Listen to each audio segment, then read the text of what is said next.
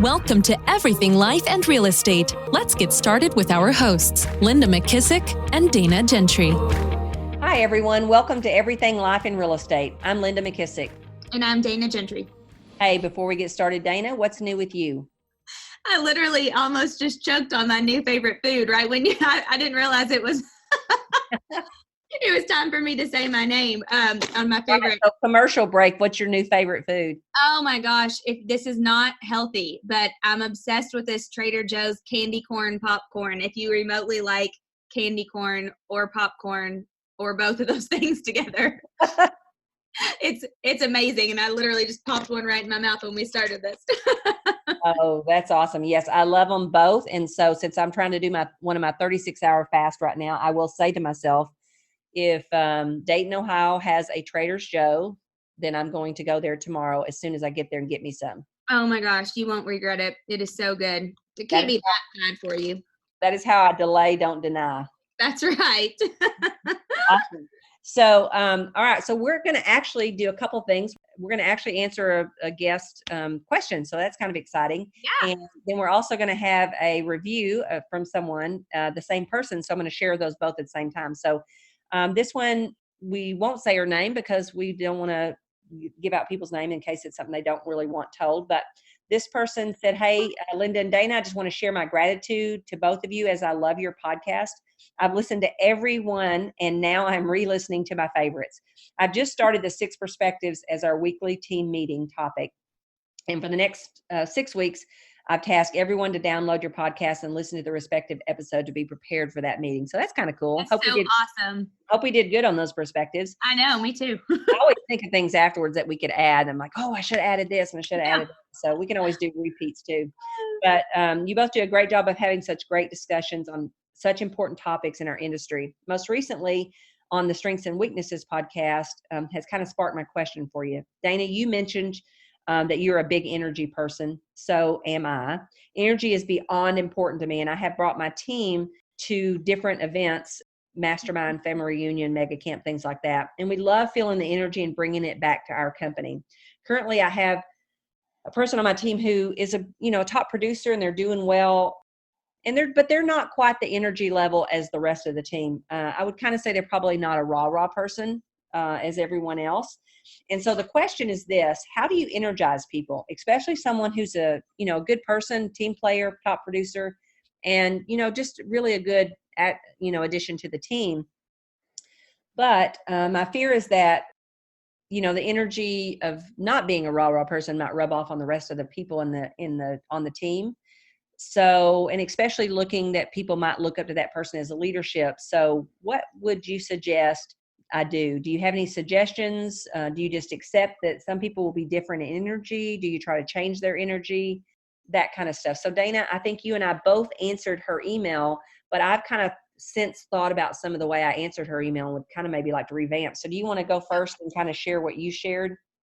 Yeah, absolutely. I loved this question. And I thought, one, it sounds like this person's business has been amazing and they've got a lot of great things going for them, which I think is fantastic. I definitely am an energy junkie. So when I saw her question come through, I was like, this is great. This is a really great question because a lot of people, I think, struggle with energy and the different types of energy. And so it was funny because I was looking back through what I responded my answer to be, and I had just finished up that event in Atlanta, the Catalyst Leadership event. And it was funny because I do think sometimes people mistake energy for the rah-rah, like they're woo all the time. And, everything's like, they got to be on a 10 all the time to have good energy. And it was funny because in that leadership conference at Catalyst, there, we saw, 20 probably different presenters and speakers. And one of the speakers came out and she was incredible. I mean, her energy really was insane. She was very rah-rah. I mean, loud. Like she jumped and leaped across as she was speaking. And I mean, she brought the passion and the energy. And as much as I am very into energy, it was a lot. Like I actually had trouble focusing. And I thought that I would take the most notes from her. And I actually took the least because it was like I couldn't like I don't know how to I couldn't focus. Like her energy was like overwhelming to me.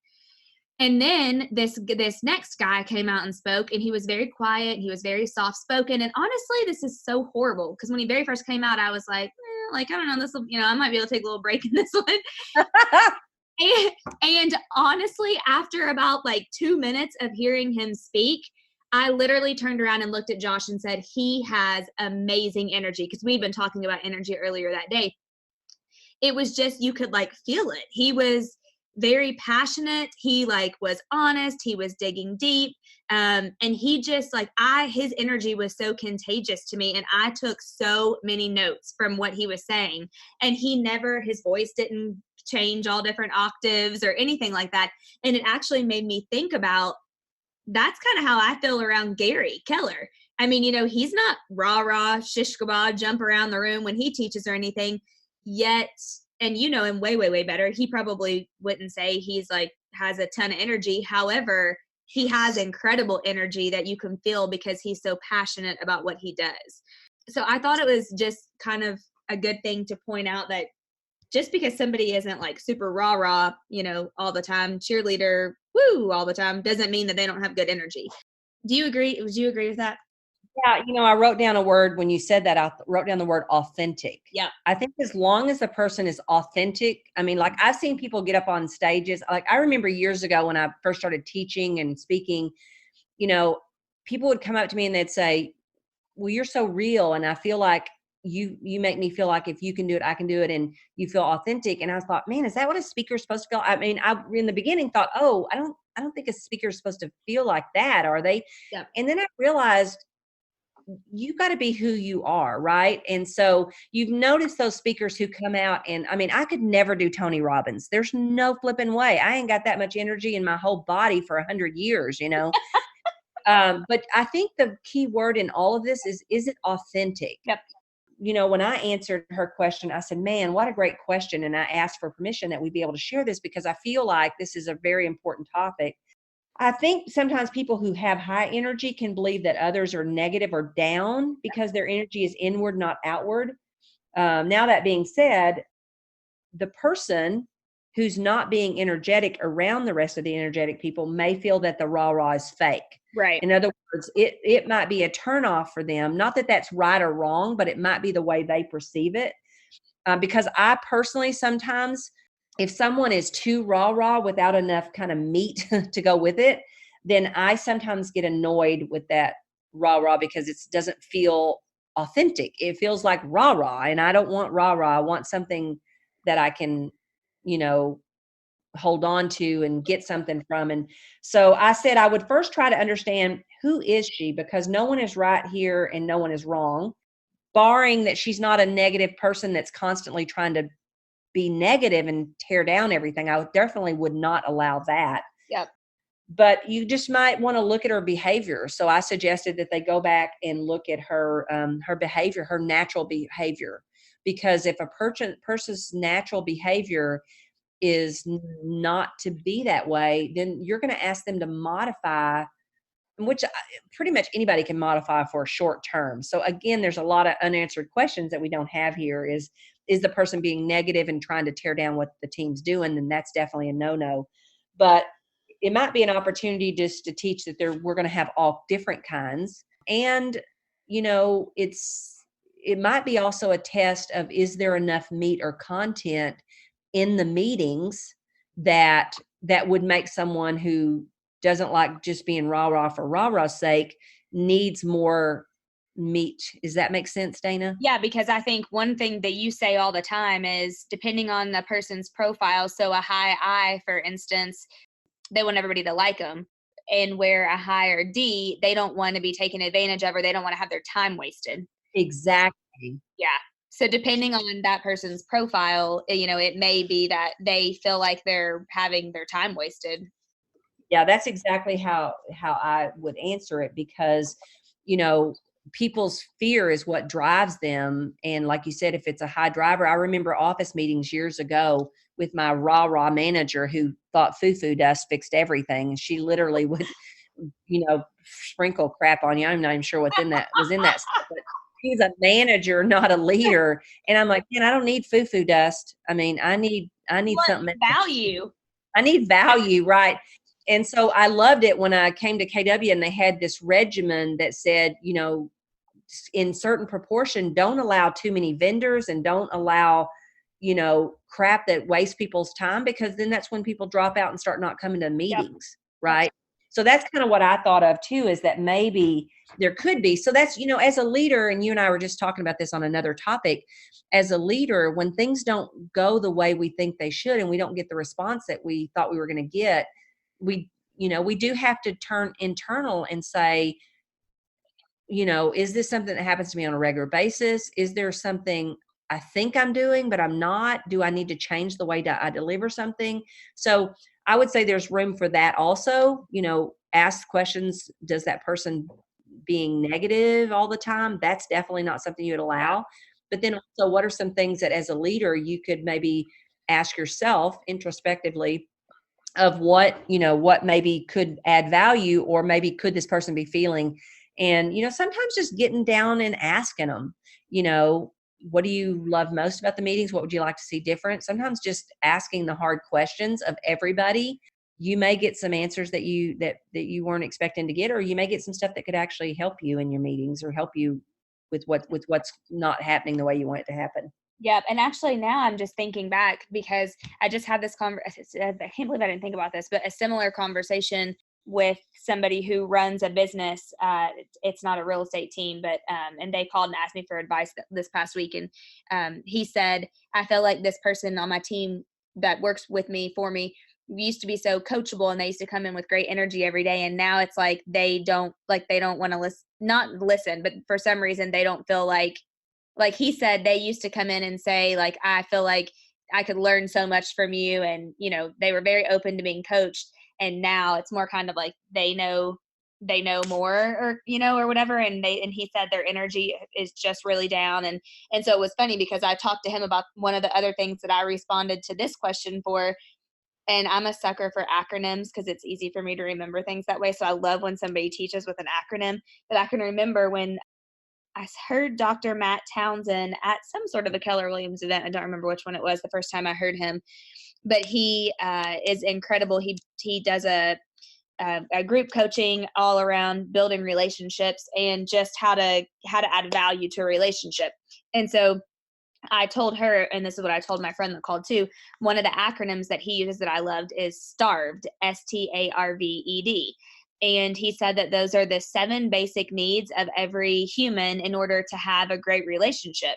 And so when you walk down through them, the S is safety. You have to feel safe with somebody. You have to feel safe emotionally, financially, mentally, all those things. You have to have trust is the T. You have to trust that they're going to, trust you. You can trust them, trust in what that they're going to do what they say they're going to do.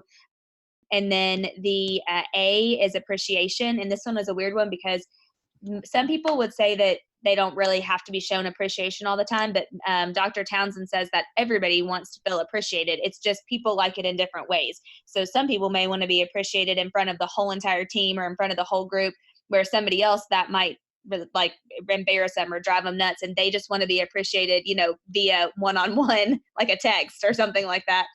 And then the R is respect. And he said that with respect, it has to be mutual respect. So meaning, if I respected you, Linda, but you had really no respect for me, then that wouldn't be a healthy relationship. You have to have both people have to have respect. The V is validation. And he said that doesn't mean that someone's always going to be right, but they just have to feel like that their thoughts are valid. Like they have to be able to just feel the validation. And then the E is encouragement. And I love this one, because if you look in the word encouragement, the word courage is inside of there. And inside of the word courage is the word core, COUR. And that is Latin for heart. And so he says, in order to truly encourage someone, you have to touch their heart. You have to actually get into their heart to encourage them. And then the D, the last one, is dedication, meaning both people have to be dedicated to the outcome. Like whatever it is, whatever the goal is, whatever the outcome is, both people have to say, okay, I'm dedicated to get to that outcome.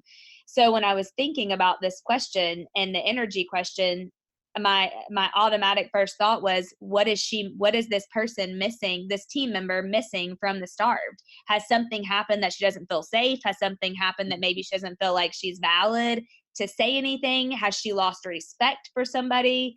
Or, what is it, what's missing? And so I actually told my other friend who called asking kind of a similar question. I said, I just think you should go to them and help them learn these things, and then say, okay, like, how do you feel about them? Do you feel like we have great safety amongst the group? Do you feel like we can trust, or is anything pop out that you feel like, man, we're really missing that? And I think that's such a good exercise to do with teams, no matter how big or small or what even field it's in. Because I can tell you right now, if I were to go in front of a group, and I like to share and participate at a high level in everything, but if there were a reason that I didn't feel safe or that I could trust somebody in that group, I would probably not be the one to just jump right in and start spewing and sharing everything, if that makes sense. Yeah, it does. As a matter of fact, I kind of went back and reread a piece of it. It looks like they do script practice and role playing and things like that. If this person, because I think somewhere in the email, the person said this is a pretty high performer. If the person's a pretty high performer, they could also feel like, well, what are people going to think of me if I don't do very well on scripts, if I'm the number one producer or whatever? And I'm not sure if that's exactly the way this person was or not, but that could be the safety part, is I'm going to expose that I don't know it all when I'm kind of up on a pedestal, and because of my production or whatever. And so maybe I'll be exposed that I don't really know it all, instead of just saying, hey, this is a safe place, and none of us are going to be great at it. And everybody hates script dialogues and all that stuff, but this is the safest place to do it, rather than out there practicing with other people. I know, just thinking about my own self before, which reminds me of something that I was at recently, and I know we're going to do an episode on things you and I learned, but I think I heard something at the Brandon Bouchard thing when I was there a couple weeks ago that said, the higher level of success you have, the less risk you're willing to take. And that is so true, because and we all walk around thinking that people are thinking about us more than they're actually thinking about us, and but in those situations, you immediately kind of feel vulnerable, and that you might get exposed, that maybe I'm going to get exposed that I don't do that well with scripts, because she might not know the script she actually uses. She just kind of lets them roll off when she needs them. And so maybe what they're doing in the meeting is kind of a little bit hard or awkward or whatever. So I don't know. I went back and saw that piece and didn't see it before. Yeah, that's a great point. And even sometimes, like, I think we all go through times where we get in like a little funk, or we maybe burn out or whatever. And it could be like the encouragement piece that's missing. I mean, maybe they need to feel encouraged over something, that if they are a really top producer, or they are the one that's leading the pack, and maybe they're missing a little bit of encouragement. I mean, it could really be any of those things. But I think just being direct and honest, and saying, I can feel this, and I want to point thumbs instead of fingers. So what am I doing first and foremost? That could be, and what I say is what I'm seeing really how you're feeling, or am I creating a story in my head? Well, and that's so true, because that's the second thing I was thinking of is, what, sometimes I will think when I'm teaching or working with somebody that somebody isn't liking it or enjoying it, because either their face or their expressions or whatever.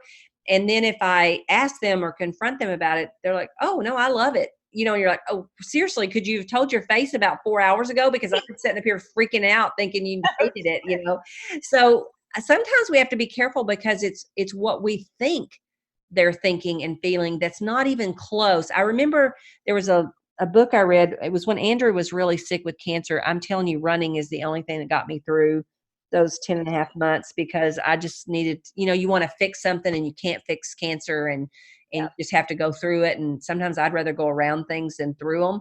And I remember reading a book listening to a book on audio by Byron Katie.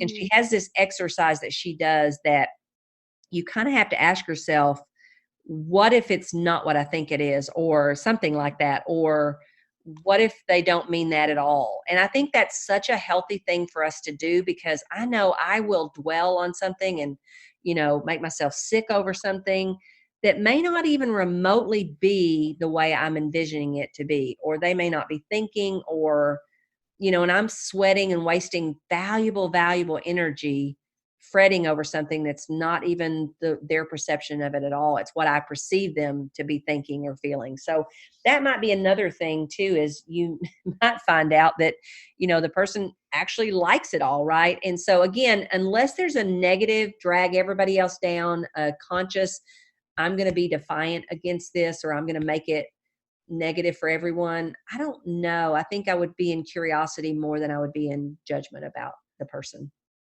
I'm laughing internally because you said Byron Katie, and Adam is so into Byron Katie right now. Like I'm to the point of where I've said, if I have to hear Byron Katie one more time, and then you just said it. That's hilarious. Adam's going to love me. I promise you, he didn't pay me to do that. Oh my gosh. I mean, everything he keeps saying is Byron Katie this, and did you hear? And Byron Katie said that, and I haven't read any of her, full disclosure, I've not read any of her books, but he's like on the train right now with Byron She Katie. used to be a realtor. No, I didn't know that. A realtor and had a mental break. I certainly can understand the mental break, because I think I've almost had that myself a time or two. Oh, that's funny. I guess I'm going to have to at some point give in and add this to my list of 20 books that I have to read right now. But yeah. And I don't remember what even the book was. I have to tell you, I have a photographic memory, which remind me on when we talk about things we've learned. I learned a memorization thing from the Profit First guys that I'll share next time. But, cool. But I always remember visually where I'm at. Yep. I'm listening into certain pieces of it, and hers really sticks out to me. One, because I think my emotions were so raw during that period of Andrew being so sick and kind of feeling like you can't fix it, but you're stuck in it and you got to stay in it, and you don't want to be in it, and you don't want to be out of it. You're just kind of like stuck.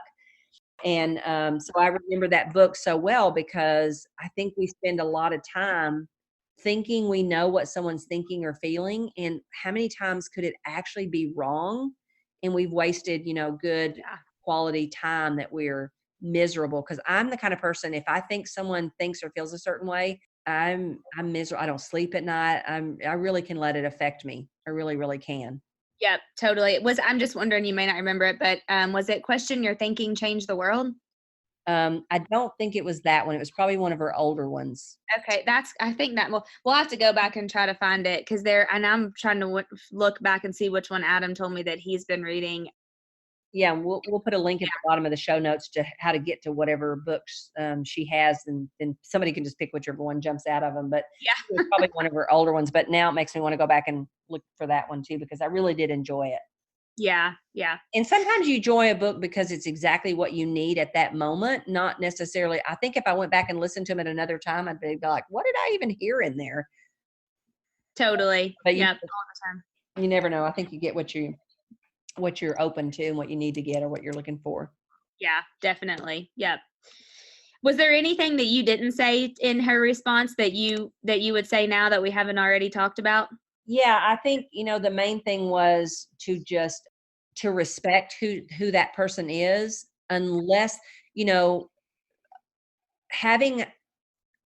okay, so here's what I was thinking about too, is I remember what made me think of this is when I was complaining that time, a long time ago, about Brad not doing things my way when he was taking over my team. Gary said, look, focus on the results. Don't focus on how they get there. And so that always comes to mind to me, because I think when you get down in the weeds of something, that's never a good place to be. So if you as a leader can always stay at 30,000 feet and try not to get into the weeds, because I think when we're in the weeds, we start to try to put our emotion into things. And then I think it just goes haywire after that. So I would just, make the list of, what is this causing the team? Is it actually costing the team anything that you can quantifiably put? Is it, causing your results to be wrong or off, or is it more that it bothers you? So just kind of really do some inner, inspection of, what's the real harm here? I mean, when I had to really think about it, the way Brad was doing was not my style, because he's super high I and I'm super D. Wasn't costing us anything because he was hitting the numbers. It was more about me being in the weeds of micromanaging something that I need to just learn to respect people for their differences. And I thought a lot about Gary Keller and the fact that he is low energy. And he says all the time, I came from a family of low energy. I have to do things to keep my energy up. And I think about this because when I think of Tony Robbins or like when I was at Brandon Bouchard's thing a couple of weeks ago, I love teaching people things. I love changing people's lives. And when I look at something he does, my first instinct is to say, oh man, I can't do that. I cannot get up on that stage and dance like that or do whatever. And then I watched him do the dorkiest, quirkiest dances you've ever seen. He just did him.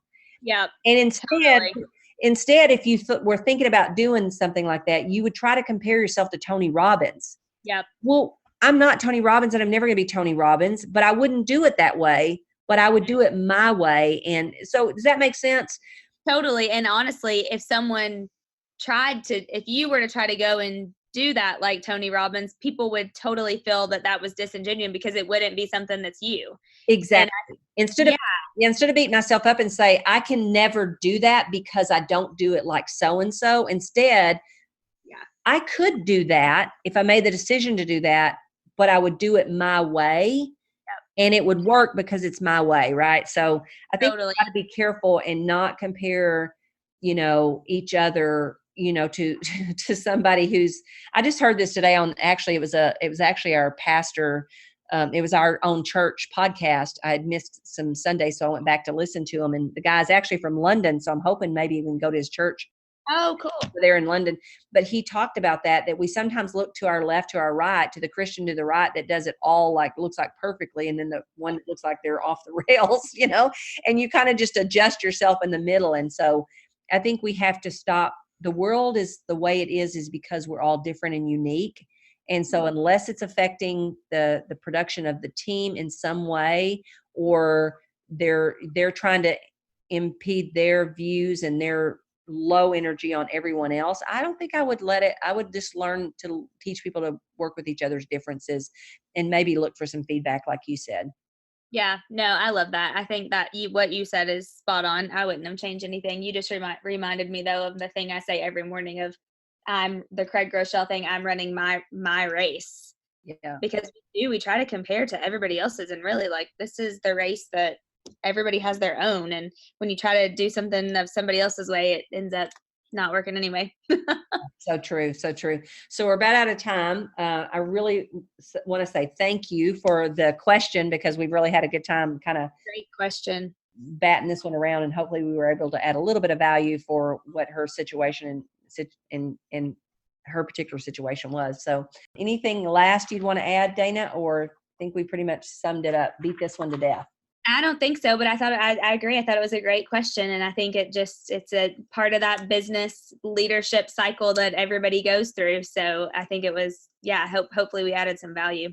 Awesome. So remember, if you have a question or a topic you'd like for us to talk about, submit it to info@lindamckissick.com. And if you'd like to be a guest on our podcast and have Dana and I help you with a situation, opportunity, or a challenge, then be sure and submit your name to us at info@lindamckissick.com, or you can reach out to us on Instagram. Be sure and give us a brief description of what you'd like to talk about, and give us as much detail as you possibly can, because the more detail you give us, the better we're going to be able to answer your specific question. And I'd also like to add that one of the greatest compliments you can give us, I loved her rave for us, and we really appreciate it, because Dana and I love knowing that we're making a difference and that we're helping people out there. And I know a lot of you come up to us and tell us that, because we will text each other on all the time and say so and so loves it. But we'd also love for you to maybe subscribe so that you automatically get the podcast as they come out. And then if you go to whatever platform you like listening to the podcast from and give us a review, that would really help us. And the main way you can give us a compliment is share it with a realtor friend that you have that would benefit and get some great ideas and just some great topics that might help them in their everyday, everything life in real estate. So again, I want to say thanks for joining us today. And Dana, I'll see you next time I see you. Will it be London or will it be Kentucky? Oh, it'll be Kentucky first. Gosh, I don't know. We can't keep these calendars straight to save our lives, but it'll be this week. All right. Well, I'll see you this week. So thank you and have a great week. Thanks for joining us today. See you then. Be sure to subscribe for more business strategies and tactics to inspire you to live an abundant real estate life. Don't forget to rate and review so we can bring you the best content. Find this and other valuable information at everythinglifeandrealestate.com.